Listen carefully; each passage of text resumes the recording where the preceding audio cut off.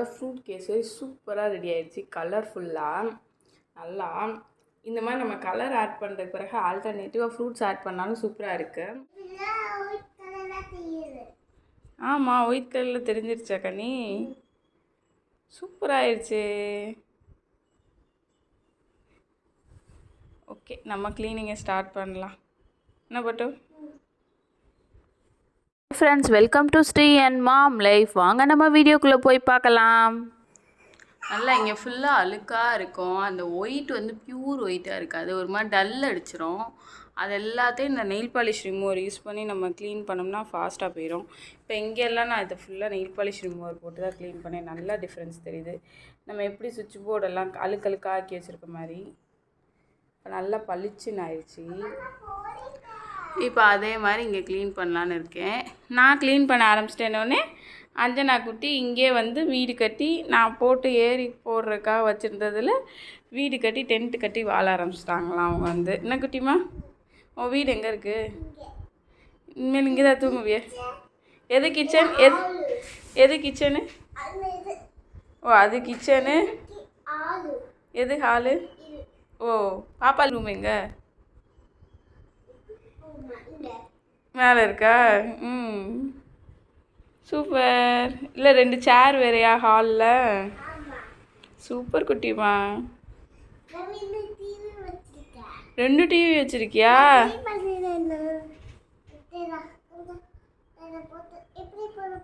கையை உள்ள விடு. எப்படி க்ளீன் பண்ணுவ?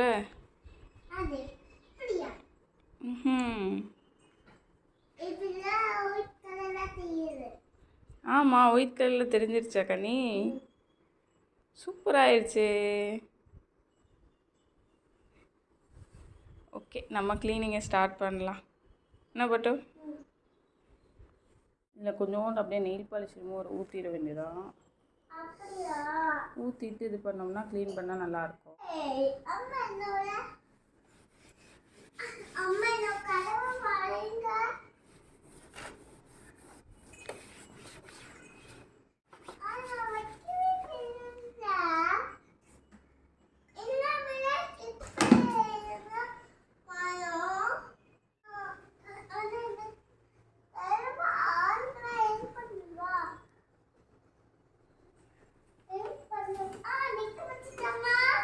சூப்பர் குட்டிமா.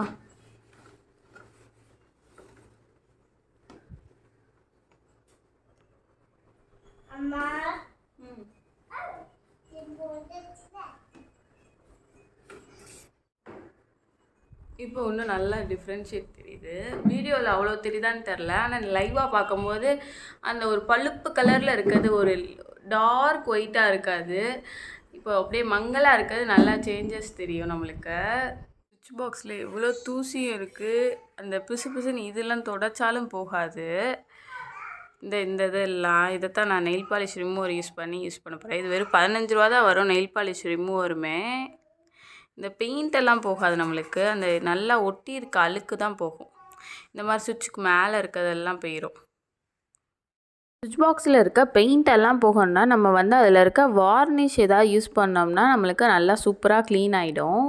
தண்ணியை வச்சு இந்த சுவிட்ச் பாக்ஸை துடைக்காமல் நம்ம வந்து இந்த நெயில் பாலிஷ் ரிமூவர் யூஸ் பண்ணுறனால இது வேகமாக அப்சர்வ் ஆயிரும். தண்ணினா கொஞ்சம் எந்த ஏதாவது கேப்பில் இருந்துச்சுன்னா நம்மளுக்கு ஸ்பார்க் கூட வரும்.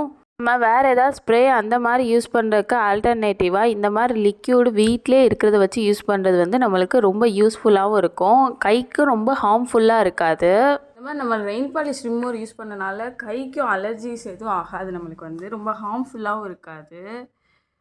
அதனால் நம்ம இந்த மாதிரி நெயில் பாலிஷ் ரிமூவரே யூஸ் பண்ணோம்னா வேறு எதுவும் ஈஸியாக நம்ம கைக்கு அலர்ஜிஸ் எதுவும் ஆகாமல் ஃபாஸ்ட்டாகவும் க்ளீன் பண்ணிடலாம். ரேட்டு ரொம்ப சீப்பாக இருக்கும்.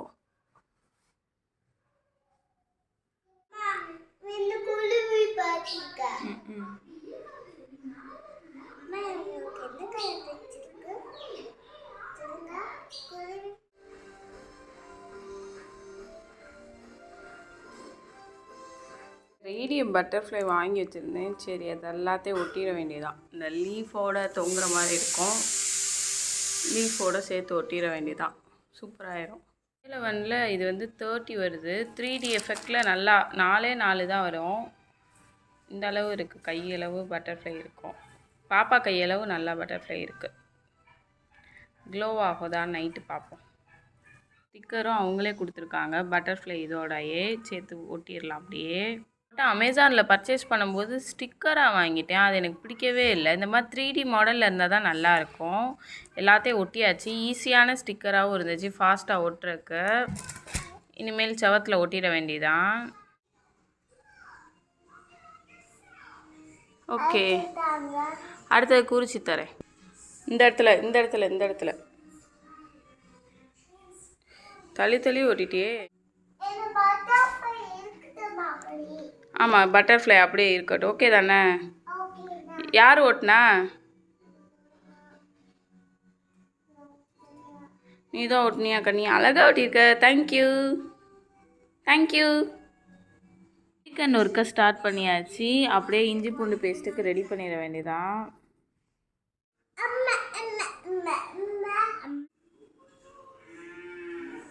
நம்ம யூஸ் பண்ணுற பாத்திரத்துலலாம் இந்த மாதிரி ஸ்டிக்கர்ஸ் ஒட்டியிருக்கிறத உரிக்கிறதுக்கு கஷ்டமாக இருக்கும். அதை நார்மலாக உரிக்காமல் நல்லா ஹீட் பண்ணிவிட்டு உரித்தோம்னா ஃபாஸ்ட்டாக வந்துடும். ஈஸியாக க்ளீன் பண்ணிவிட்டு நம்மளும் ஃப்ரெஷ்ஷாக யூஸ் பண்ணிக்கலாம்.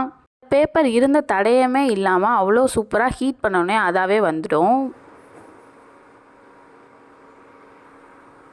நம்மளோட வரைய லைட்டாக ட்ரை ரோஸ்ட் பண்ணிவிட்டு இதுக்கு தேவையான அளவு வாட்டர் ஆட் பண்ணிக்குவோம்.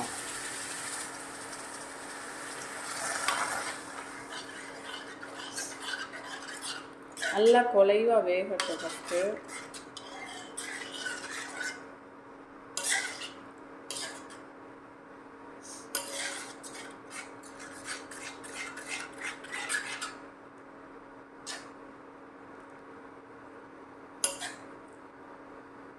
நான் அந்த புதுசாக வாங்கின ட்ரை ப்ளே கடாய் தான் யூஸ் பண்ணிகிட்ருக்கேன். ரொம்ப சூப்பராக இருக்குது. இந்த கைப்பிடி இப்போ தொட்டால் சுடலை, இப்போதைக்கு சுடல. அடுத்து என்ன ஆகுது தெரியல, பார்க்கணும்.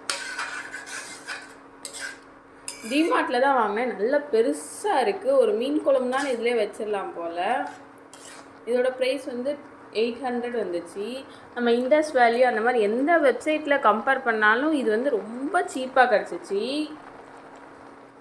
நீங்களும் அந்த ப்ரெஸ்டீஜ் வீடியோ மிஸ் பண்ணியிருந்தீங்கன்னா கீழே டிஸ்கிரிப்ஷனில் லிங்க் தரேன், மறக்காமல் செக் பண்ணி பாருங்கள். எடுக்கிற 1 கப் ரவைக்கு வந்து டபுள் மடங்கு தண்ணி ஆட் பண்ணிக்கணும். ரவையோட குவான்டிட்டி எவ்வளோ எடுக்கிறோமோ அதே மெஷர்மெண்ட்டில் தான் சுகரோட குவான்டிட்டி எடுக்கணும். தேவையான சுகர் எடுத்து வச்சுருந்தேன், சுகர் ஆட் பண்ணிக்குவோம். நான் எனக்கு ஒயிட் கலரில் தான் கேசரி ரெடி பண்ண போகிறேன். ஸோ நான் இதில் தனியாக எதுவும் ஃபுட் கலர்ஸு எதுவுமே ஆட் பண்ணலை.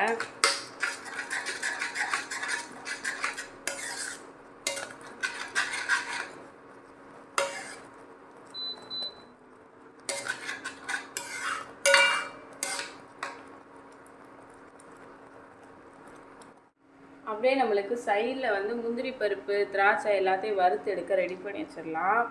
ஃபஸ்ட்டு முந்திரி பருப்பு ஆட் பண்ணிக்குவோம். நான் ஒரு 6 கிட்ட ஆட் பண்ணியிருக்கேன். 3 முந்திரி பருப்பா. கிஸ்மஸ் பழத்தை எடுத்து வச்சாச்சு.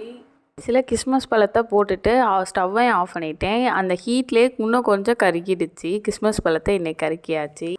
கேசரியும் சூப்பராக வெந்து ரெடி ஆயிடுச்சு. நம்ம கடைசியாக நம்மளோட முந்திரி பருப்பை ஆட் பண்ணிக்குவோம்.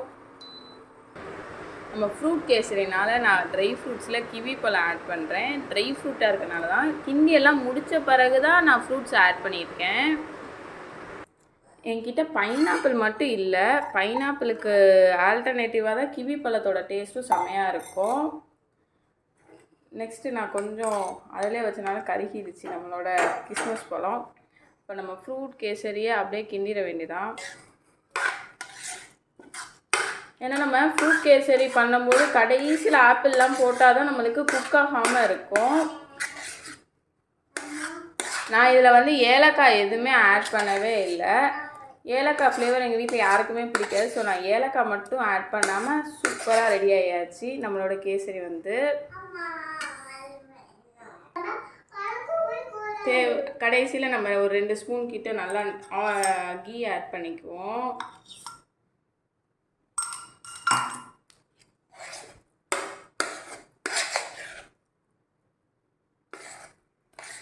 சூப்பராக கலர்ஃபுல்லாக மாறிடுச்சு. பொமக்ரேனேட்லாம் போட்டோன்னே க்ரீன் கலரில் கிவி பழம் போட்டோன்னே கலர் ஆகிடுச்சு. நம்மளுக்கு இன்னும் எல்லோ கலரில் தான் எதுவுமே அமையாமல் போயிடுச்சு. அப்படியே இதை ப்ளேஸ் பண்ணிடலாம். இந்த கைப்பிடி சுடவே இல்லை. நான் கைப்பிடி எப்படி சுடுன்னு தான் நினச்சிட்டு இருந்தேன். கைப்பிடி சுடவே இல்லை. சூப்பராக இருக்குது. இவ்வளோ இங்கே தொட்டால் சுட தான் செய்யுது. இங்கே கைப்பிடி நம்மளுக்கு சுடலை. கேசரி அப்படியே அன்மோல்ட் பண்ணிடலாம். நம்மளோட ஃப்ரூட் கேசரி சூப்பராக ரெடி ஆகிடுச்சு. கலர்ஃபுல்லாக நல்லா இந்த மாதிரி நம்ம கலர் ஆட் பண்ணுறதுக்கு பிறகு ஆல்டர்னேட்டிவாக ஃப்ரூட்ஸ் ஆட் பண்ணாலும் சூப்பராக இருக்குது. கடைசியில் மட்டும் மறக்காமல் ஃப்ரூட்ஸ் ஆட் பண்ணணும். அதான் இதில் இருக்கிறதுலே மெயின் பாயிண்ட்டு. நீங்களும் உங்கள் வீட்டில் கண்டிப்பாக ட்ரை பண்ணி பாருங்கள். வீட்டில் இருக்கிற ஃப்ரூட்ஸை மட்டும் ஆட் பண்ணாலே போதும்.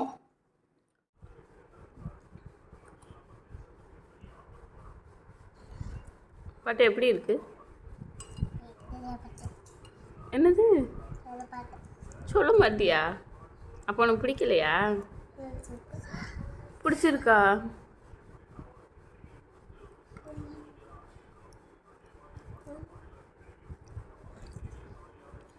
இந்த கேசரியை கண்டிப்பாக உங்கள் வீட்டில் ட்ரை பண்ணி பாருங்கள். ரொம்ப சிம்பிள் தான். தேங்க்ஸ் ஃபார் வாட்சிங் த வீடியோ. Tata bye.